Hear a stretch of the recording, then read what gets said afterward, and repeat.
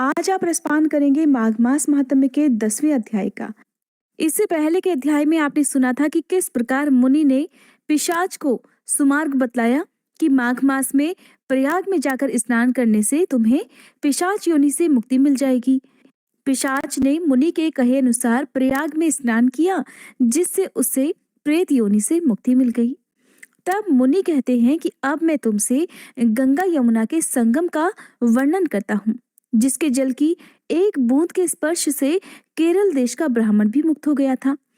तब ऋषि के ऐसे वचन सुनकर वह प्रेत अपने मन में महान शांति का अनुभव करने लगा, मानो उसके सभी दुख दूर हो गए हों। पिशाच मुनि से कहने लगा, हे मुनिवर, केरल देश का ब्राह्मण किस प्रकार मुक्त हुआ, ये कथा कृपा करके आप विस्तार पूर्वक कहिए। देवद्युति कहने लगा, केरल देश में वासु नाम वाला एक वेद पारंगत ब्राह्मण था। उसके बंधुओं ने उसकी भूमि छीन ली थी, जिससे वह निर्धन और दुखी होकर अपनी जन्मभूमि त्याग कर देश विदेश में घूमता किसी व्याधि से ग्रस्त होकर मृत्यु को प्राप्त हो गया। उसका कोई भी बंधु बांधव नहीं था, जिस कारण उसकी अंतिम क्रिया भी विधिवत संपन्न नहीं हुई और न ही उसकी दाह क्रिया हुई। इस प्रकार क्रिया के लोप होने से निर्जन वन में प्रेत बनकर वह चिरकाल तक भटकता रहा। शीत, ताप, भूख, प्यास के दुख से हाहाकार करता हुआ वह नंगे शरीर रोता फिरता था, परंतु उसे कहीं भी सद्गति दिखाई नहीं देती थी। सर्वथा दान न देने से वह अपने कर्म फल को भोगता था। जो लोग अग्नि में आहुति नहीं देते, भगवान का पूजन नहीं करते, वे आत्मविद्या का अभ्यास नहीं करते। अच्छे तीर्थों से विमुख रहते हैं जो लोग दुखी लोगों को स्वर्ण, वस्त्र, तांबूल, रत्न, फल तथा जल नहीं देते और छल कपट से जीविका प्राप्त करने वाले, दूसरों और स्त्रियों का धन हरण करने वाले, पाखंडी, कुटिल, चोर, बाल वृद्ध तथा आतुर और स्त्रियों पर निर्दयता करने वाले, आग लगाने वाले, विष देने वाले, झूठी गवाही देने वाले, कुमार्ग पर चलने वाले, माता पिता, भाई बहन, संतान और अपनी स्त्री का त्याग करने वाले, जो सब तीर्थों में दान लेते हैं, पालन करने वाले, स्वामी को त्यागने वाले, गौर तथा भूमि के चोर, वेदों की निंदा करने वाले, वृथा द्रोह करने वाले, प्राणियों पर हिंसा करने वाले, देवता गुरु की निंदा करने वाले, ये सभी बारंबार प्रेत, पिशाच, राक्षस और अन्य बुरी योनियों में जन्म लेते हैं। इसलिए बुरे कर्मों से बचकर धार्मिक कार्य तथा यज्ञ, दान और तप आदि कार्य करने चाहिए, क्योंकि कर्म फल अवश्य ही प्राप्त होता है। इस प्रकार प्रेत की गति देखकर पाप कर्म कदापि नहीं करने चाहिए। ब्राह्मण कहने लगा कि इस प्रकार उस केरल ब्राह्मण ने उस पर्वत पर अधिक समय बिताकर एक मार्ग में एक पथिक को देखा, जो 2 गगरियों में त्रिवेणी का जल लिए हुए था। आनंद पूर्वक वह भगवान के चरित्र का गान कर रहा था। प्रेत ने उसका मार्ग रोक लिया और कहने लगा, तुम डरो मत, इस गगरी का जल मुझे पिलाओ, नहीं तो मैं तुम्हारे प्राण ले लूंगा। देवद्युति कहने लगा, दुखी, निर्बल, नंगे, मुरझाए हुए तुम कौन हो? पैरों से पृथ्वी को स्पर्श ना करके चलते हो। लोमश जी कहने लगे कि प्रेत यह वचन सुनकर कहने लगा कि मेरे ऐसे होने का कारण भी सुन लो। मैंने अपने पूरे जीवन में कभी ब्राह्मणों को दान नहीं दिया। अत्यंत लोभी, क्रियाहीन, दूसरे के अन्न से पलने वाला था। मैंने कभी किसी को भिक्षा नहीं दी, ना मैं दूसरे के दुख से दुखी हुआ। मैंने प्यासे प्राणियों को भी कभी जल नहीं पिलाया। मैंने कभी छाता, जूते आदि का दान भी नहीं किया। ना किसी को जल का पात्र, पान या औषधि दी। ना मैंने अपने घर में कभी किसी अतिथि को ठहराकर उसका सत्कार किया। अंधे, वृद्ध, अनाथ और दीनों को मैंने कभी अन्न से संतुष्ट नहीं किया। ना ही किसी रोगी को मुक्त किया। ना कभी ब्राह्मणों को दान दिया, ना कभी अग्नि में हवन किया। वैशाख आदि मास में कभी किसी को ठंडा जल भी नहीं पिलाया। ना ही मैंने बड़ या पीपल का कोई वृक्ष लगाया।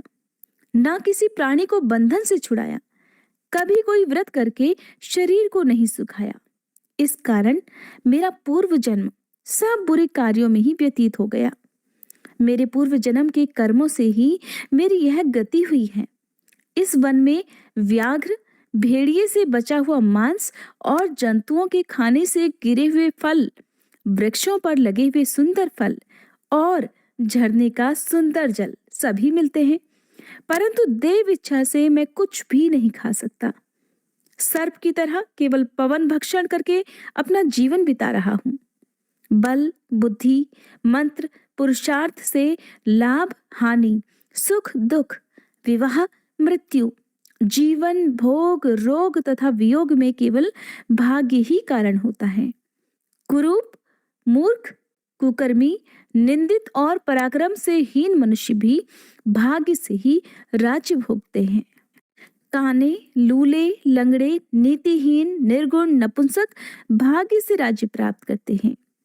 पर्वत पर भी बलवान राक्षस पिशाच रहते हैं, जिनमें से कभी कभी कोई कोई कहीं कहीं वन में फिरते हुए अपने कर्म के अनुसार अन्न जल प्राप्त कर लेते हैं, परंतु आपको उनका भय नहीं होना चाहिए, क्योंकि धर्मात्मा पुरुषों की उनकी पवित्रता ही रक्षा करती है। और ये पिशाच तो आप जैसे भक्त की तरफ आंख उठाकर भी नहीं देख सकते। जो नारायण भगवान की भक्ति से पवित्र रहता हो, उसको भूत, प्रेत, पिशाच, पूतना कोई बाधा ही नहीं दे सकते। भूत, बेताल, पिशाच, गंधर्व, काकिन, शाकिनी ग्रह, रेवती, यज्ञ मात्र ग्रह, भयंकर ग्रह, कृत्या, सर्प, कुष्मांड और दूसरे दुष्ट जंतु पवित्र वैष्णव की तरफ देख भी नहीं सकते। जिसकी जिह्वा पर गोविंद का नाम, हृदय में वेद तथा श्रुति विद्यमान है और जो पवित्र दानी है, उनको कभी भय हो ही नहीं सकता। हे ब्राह्मण, इस प्रकार कर्मों का फल भोगता हुआ मैं यहाँ पर रहता हूँ, ऐसा सोचकर मैं शोक नहीं करता। एक वृतांत तुमसे बताता हूँ, ध्यान से सुनिए। एक बार ज्वालिनी नदी के किनारे पर मैं गया हुआ था। वहां पर घूमते हुए मैंने एक सारस के वचनों को सुना था। वह पथिक कहने लगा कि हे प्रेत, तुमने सारस के वचन किस प्रकार और क्या सुने थे, सो कृपा करके कहिए। तब वह प्रेत कहने लगा कि इस वन में कोहरा नाम की नदी पर्वत से निकली है। मैं घूमता घूमता उस नदी के किनारे जा पहुंचा और थकावट दूर करने के लिए कुछ क्षण वहां पर ठहर गया। उसी समय लाल मुख और तीखे दांतों वाला एक बड़ा बंदर वृक्ष से उतरकर जल्दी से वहां पर आया, जहां पर उस समय एक सारस सोया हुआ था। उस चंचल बंदर ने कई पक्षियों को देखकर उस सोए हुए सारस को दृढ़ता से, बड़ी मजबूती से पैरों से पकड़ लिया। कहीं ये चंचल बंदर हमें ना पकड़ ले, ये सोचकर बाकी पक्षी तो वहां से उड़ गए, लेकिन क्योंकि बंदर ने उस सारस को पैरों से पकड़ा हुआ था, जिस कारण सारस वहां से उड़ नहीं पाया। सोए हुए सारस की जब नींद खुली, तब वह अपने सामने एक बंदर को देखकर भयभीत हो गया। कहीं ये बंदर मुझे नुकसान न पहुंचा दे, इस डर से वह सारस हाथ जोड़कर बड़े ही मधुर स्वर से उससे कहने लगा कि हे बंदर, तुम बिना अपराध मुझे क्यों दुख दे रहे हो? इस संसार में राजा भी केवल अपराधियों को ही दंड देता है, और मैंने तो कोई अपराध नहीं किया। और तुम्हारे जैसे श्रेष्ठ प्राणी तो किसी को पीड़ा भी नहीं देते। हम अहिंसक और दूसरों के कर्मों को नहीं देखते। जल की काई खाने वाले, आकाश में उड़ने वाले, वन में रहने वाले, अपनी स्त्री से प्रेम करने वाले, दूसरों की स्त्री को त्यागने वाले, दूसरों की बुराई से दूर रहने वाले, चोरी न करने वाले, बुरों की संगति से एकदम दूर, किसी को कष्ट न देने वाले हैं। सो इस प्रकार मुझे निरपराधी को ही बंदर छोड़ दो। सारस बंदर से कहने लगा कि मैं तुम्हारे पहले जन्म के वृतांत को जानता हूँ। अगर तुम जानना चाहो तो मैं इस बारे में तुम्हें बता सकता हूँ। सारस के ऐसे वचन सुनकर वह बंदर उसको छोड़कर उससे थोड़ी ही दूर पर बैठ गया और कहने लगा कि तुम मेरे पूर्व जन्म के वृतांत को कैसे जानते हो? तुम अज्ञानी पक्षी हो और मैं वन में घूमने वाला हूँ। तब सारस कहने लगा कि मैं अपनी जाति की स्मृति के बल से तुम्हारे पूर्व जन्म का सब वृतांत जानता हूँ। तुम पूर्व जन्म में विंध्य पर्वत के राजा हुआ करते थे और मैं तुम्हारे कुल का पूज्य पुरोहित था। तुम राजा होकर अपनी प्रजा को पीड़ा दिया करते थे। विवेकहीन तुमने बहुत सा धन इकट्ठा किया था। सो वानर, प्रजा की पीड़न रूपी अग्नि की ज्वाला से तुम पहले ही तप चुके हो। पहले तुम कुंभी पाक नरक में गिराए गए, तुम्हारे शरीर को नरक में 3000 वर्ष बीत गए। फिर नरक से निकलकर बचे हुए पापों के कारण इस बंदर की योनि में आए और अब मुझे मारना चाहते हो। और तो और अपने पूर्व जन्म में तुमने ब्राह्मण के बाग से लूटकर बल पूर्वक फल भी खाए थे। उसका ये भयंकर फल हुआ कि तुम वानर और वनवासी हो गए। प्राणी अवश्यमेव अपने किए हुए कर्मों को भुगतता है, इससे देवता भी नहीं हटा सकते। इस प्रकार मैं सारस का जन्म लेकर भी अज्ञान से मोहित नहीं हुआ। इतनी बातें सुनकर वह वानर कहने लगा कि यदि तुम ठीक ही जानते हो तो फिर ये भी बताओ कि तुम पक्षी कैसे हुए। वानर की बात सुनकर सारस कहने लगा, मेरी दुर्गति का कारण भी सुन लो। तुमने नर्मदा नदी के किनारे पर सूर्य ग्रहण के समय बहुत से ब्राह्मणों के निमित्त 100 ढेर अन्न के दान किए थे। मैंने पुरोहिताई की मदद से थोड़ा सा ब्राह्मणों को दिया और बाकी सब मैं आप हर ले गया। इन ब्राह्मणों के द्रव्य का अपहरण करने के पाप से मैं पहले कालसूत्र नरक में और फिर रक्त करदूम नरक में, जहां पर बड़े बड़े कीड़े थे, रक्त और पीप से भरा हुआ नाभि तक नीचे सिर और ऊपर पैर किए हुए, मैं उस दुर्गंध वाले नरक में कीड़ों आदि के द्वारा काटा गया और फिर 3000 वर्ष तक मैं उसी यातना को भुगत रहा था। मैं नरक के दुख का तो वर्णन ही नहीं कर सकता। फिर नरक की यातना से मुक्त होकर ये सारस का जन्म मैंने पाया, क्योंकि अपने पूर्व जन्म में अपनी बहन के घर से मैंने कांसे का बर्तन चुराया था। इसको मैंने एक जुआरी को दे दिया। इसी से मैं सारस योनि में आ गया। यह मेरी स्त्री पिछले जन्म में ब्राह्मणी थी, इसने भी कांसे की चोरी की थी। इसी से यह मेरी स्त्री और सारसी बन गई। क्योंकि जब वानर ने उस सोते हुए सारस को पकड़ा था तब बाकी पक्षी तो वहां से उड़ गए थे, केवल सारसी वहां पर रह गई थी, क्योंकि उसके पति को वानर ने पैरों से पकड़ लिया था। सारस उस वानर से कहने लगा कि तुमने कर्मफल की बात तो सुन ली, अब भविष्य की बातें भी सुनो कि भविष्य में क्या होगा। अब मैं, तुम और मेरी यह स्त्री भी हंस बनेंगे और कामरूप देश में सुख से निवास करेंगे। फिर इसके पश्चात गौर योनि में और फिर जाकर दुर्लभ मनुष्य योनि को प्राप्त होंगे। इसमें मनुष्य पाप और पुण्य दोनों ही कर सकता है। इस प्रकार भगवान शिव की माया से यह सारा जगत मोह को प्राप्त होता है। इस प्रकार न केवल हम बल्कि संसार के सभी जीव प्रवृत्ति मार्ग में फंसकर ही अच्छे और बुरे कर्म किया करते हैं और उन्हीं का फल भोगते हैं। इसलिए सभी प्राणियों को धर्म का सेवन करना चाहिए, धर्म का पालन करना चाहिए। देवता, असुर, मनुष्य, व्याघ्र, कीड़े मकोड़े सभी से कंटक रूपी मार्ग नहीं छूट पाता। केवल वेदांत जानने वाले योगी ही इस मार्ग से बच सकते हैं। इसी कारण बड़े बड़े महात्मा भी कर्म फल को नहीं टाल सकते। उपाय से और बुद्धि से कोई भी इसे नहीं बदल सकता। तुम पहले राजा थे, फिर नरक में गए और अब बंदर की योनि को प्राप्त कर तुम इस वन में भटक रहे हो और फिर भी ऐसा ही जन्म पाओगे। ऐसा विचार कर आनंद पूर्वक और धैर्य रखकर विचरते हुए काल की प्रतीक्षा करो। तब वानर ने कहा कि पहले जन्म में मैं तुम्हारी पूजा करता था, अब तुम मुझे प्रणाम करते हो। तुम जाति के स्मरण से मेरे पूर्व जन्म के वृत्तांत को जानते हो। आनंद पूर्वक रहो, तुम्हारा कल्याण हो। तुम्हारे वचनों को सुनकर मैं मोह रहित होकर वन में विचरूंगा। प्रेत कहने लगा कि हे पथिक, मैंने नदी के तट पर बंदर और सारस का ये संवाद सुना, तब जाकर मुझे बोध हुआ कि मोह और शोक का नाश हो गया है। तब वह प्रेत उस पथिक से गंगा जल मांगने लगा, जिसे उस पथिक ने एक मटके में रखकर अपने सिर पर धारण किया हुआ था। प्रेत कहने लगा कि हे पथिक, मैं इस समय तुम्हारे पास जो यह गंगा जल है उसे मांगता हूँ, क्योंकि मैंने इसका बहुत कुछ महात्म्य सुना है। मैंने इस पर्वत पर गंगा जल का बड़ा अद्भुत आश्चर्य देखा था, इसीलिए ये जल मैं तुमसे मांगता हूँ। इस समय मैं प्रेत योनि में पड़ा हुआ महान दुख भुगत रहा हूँ। एक ब्राह्मण अनाधिकारी को यज्ञ कराकर ब्रह्म राक्षस हो गया। वह हमारे साथ 8 वर्षों तक रहा। उसके पुत्र ने उसकी अस्थियों को इकट्ठा करके गंगा जी में कनखल स्थान में गिरवा दिया, जिसके फलस्वरूप वह राक्षस तत्व को त्याग कर सद्गति को उसी क्षण प्राप्त हो गया। मैंने प्रत्यक्ष देखा है, इसीलिए मैंने तुमसे इस गंगा जल को मांगने की प्रार्थना की है। मैंने अपने पहले जन्म में तीर्थ स्थानों में बड़े बड़े दान लिए थे और उनका प्रायश्चित नहीं किया था। इसी से मैं हजारों वर्षों तक इस प्रेत योनि, जिसमें अन्न और जल मिलना अति दुर्लभ है, दुख पा रहा हूँ। इस योनि में मुझे हे पथिक हजारों वर्ष बीत गए। इस समय यदि आप जल देकर मेरे प्राणों को, जो कंठ तक आ गए हैं, बचा सकते हैं तो बचाओ। कुष्ठ आदि रोग से भी मनुष्य प्राणों को त्याग करने की इच्छा नहीं रखता। देवज्योति कहने लगे कि ऐसे उस प्रेत के वचन सुनकर वह ब्राह्मण बड़ा विस्मित हुआ और वह अपने मन में विचारने लगा कि संसार में पाप और पुण्य के फल अवश्य आ पड़ते हैं। देव, दानव, मनुष्य, कीड़े मकोड़े भी रोगों से पीड़ित होते हैं।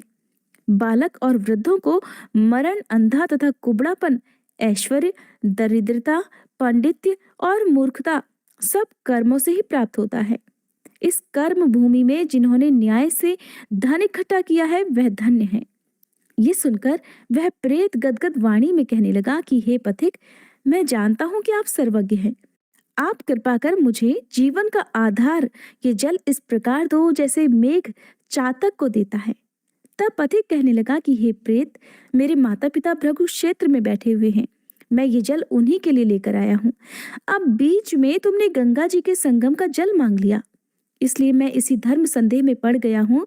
क्या कांड वस्तु में यज्ञों को इतना नहीं मानता जितना प्राण रक्षा को मानता हूँ। इसलिए प्रेत को जल देकर तृप्त करके ही अपने माता पिता के लिए मैं फिर से जल लेकर आऊंगा। लोमश ऋषि कहने लगे कि इस प्रकार उस पथिक ने गंगा यमुना के संगम का पवित्र जल उस प्रेत को दे दिया। उस प्रेत ने प्रीति पूर्वक उस जल को पिया, जिसके पीने से उसी समय वह अपने प्रेत शरीर को छोड़कर दिव्य देहधारी हो गया। केरल कहने लगा कि बिंदु मात्र गंगा जल से ही वह प्रेत मुक्त हो गया। हम समझते हैं कि ब्रह्मा जी भी इस जल के गुण का वर्णन नहीं कर सकते, नहीं तो भला महादेव जी इस जल को मस्तक पर ही क्यों धारण करते। इस संसार में जो मनुष्य कर्म, वचन और मन के पापों से रंग गए हैं, वह गंगा जल के बिना धुल ही नहीं सकते। गंगा जल के सेवन से मुक्ति सदा सन्मुख खड़ी रहती है। जिस पवित्र जल को स्पर्श करने मात्र ही वह प्रेतत्व को छोड़कर मुक्ति को प्राप्त हो जाते हैं। जो गंगा जी में स्नान करते हैं वह वैष्णव पद को प्राप्त होते हैं। यदि संबंधी लोग गंगा जल से तर्पण करें तो नरक में रहने वाले पितर भी स्वर्गलोक को चले जाते हैं और स्वर्गलोक में रहते हुए ही ब्रह्मत्व को प्राप्त होते हैं। गंगा जल के समान और कोई मुक्ति का साधन नहीं। इस प्रकार वह प्रेत वहां से चला गया और 1 मास में जब माघ मास आया तब उसने सुने हुए प्रयाग महात्म्य के अनुसार गंगा यमुना के संगम पर स्नान करके पिशाच शरीर को धारण कर भक्ति पूर्वक नारायण की स्तुति करता हुआ वह द्रविड़ देश का राजा गंधर्वों से सेवित उत्तम विमान पर बैठकर इंद्रपुरी को गया। सो हे द्विज, यह इतिहास पापों का जल्दी ही नाश करता है। इसमें धर्म का ज्ञान होता है। यह पुण्य, यश तथा कीर्ति को बढ़ाने वाला है, ज्ञान तथा मोक्ष को देने वाला है। तुम भी सद्गति पाने के लिए प्रयाग चलो। वहां पर हम ऐसा स्नान करें जो देवताओं को भी दुर्लभ होता है। वहां पर श्राप से पैदा हुआ पिशाचपन सब कुछ नाश को प्राप्त हो जाएगा। इस प्रकार लोमश ऋषि के मुख से अमृतमय मधुर कथा को सुनकर मानो अमृत पीकर सभी प्रसन्न हुए और पाप रूपी समुद्र से पार हो गए। उन्हीं के साथ सभी लोगों ने फिर दक्षिण दिशा की ओर प्रस्थान किया। वशिष्ठ जी कहने लगे कि हे राजा दिलीप, बहुत से जन समूह सहित अच्छोत सरोवर में स्नान करके सुखपूर्वक मोक्ष को प्राप्त हो गए। तब लोमश जी कहने लगे, संसार रूपी इस तीर्थ राजा को सभी श्रद्धा पूर्वक देखिए। यहाँ पर 33 करोड़ देवी देवता आकर आनंद पूर्वक रहते हैं। ये अक्षय वट है जिनकी जड़ें पाताल तक गई हैं और मार्कंडेय ऋषि प्रलय के समय भगवान इसी अक्षय वट का आश्रय लेते हैं। यही भोलेनाथ की प्रिय भगवती भागीरथी है जिसकी सिद्धलोक सेवा करते हैं। ये गंगा स्वर्ग के हेतु एक पताका के समान है। इसका जल पीकर मनुष्य मुक्त हो जाता है। हे मुनिवर, सभी प्राणी इस नदी को यमुना से मिली हुई पाते हैं और इसका संगम बड़े पुण्य से प्राप्त होता है। इस पवित्र संगम में स्नान करने से जन्म मृत्यु रूपी दावानल से कोई तपता नहीं, परंतु ज्ञान प्राप्त करके मुक्त हो जाता है। यहाँ पर स्नान करने मात्र से सभी प्राणी बिना ज्ञान के भी मुक्त हो जाते हैं। इसीलिए श्री ब्रह्मा जी ने यहाँ यज्ञ करने की इच्छा की थी। इसी संगम में भगवान श्री हरि ने स्त्री प्राप्ति की इच्छा से स्नान करके लक्ष्मी जी को प्राप्त किया था। यहाँ पर त्रिशूलधारी भोलेनाथ ने त्रिपुर दैत्य को मारा था और प्राचीन काल में उर्वशी स्वर्ग से गिरी थी तथा स्वर्ग पाने की इच्छा से यहाँ पर ही उसके स्नान करने से नहुष कुल के राजा ययाति ने वंशधर पुत्र प्राप्त किया था। यहीं पर देवराज इंद्र ने प्राचीन काल में धन की इच्छा से स्नान किया था और माया से कुबेर के सब धन को प्राप्त कर लिया था। प्राचीन काल में नारायण तथा नर ने हजारों वर्ष तक प्रयाग में निराहार रहकर उत्तम धर्म किया। यहाँ से जैगाशव्य सन्यासी ने महादेव जी जैसी शक्ति वाले से विजय प्राप्त की थी और अणिमा आदि योग के अति दुर्लभ ऐश्वर्य प्राप्त किए थे।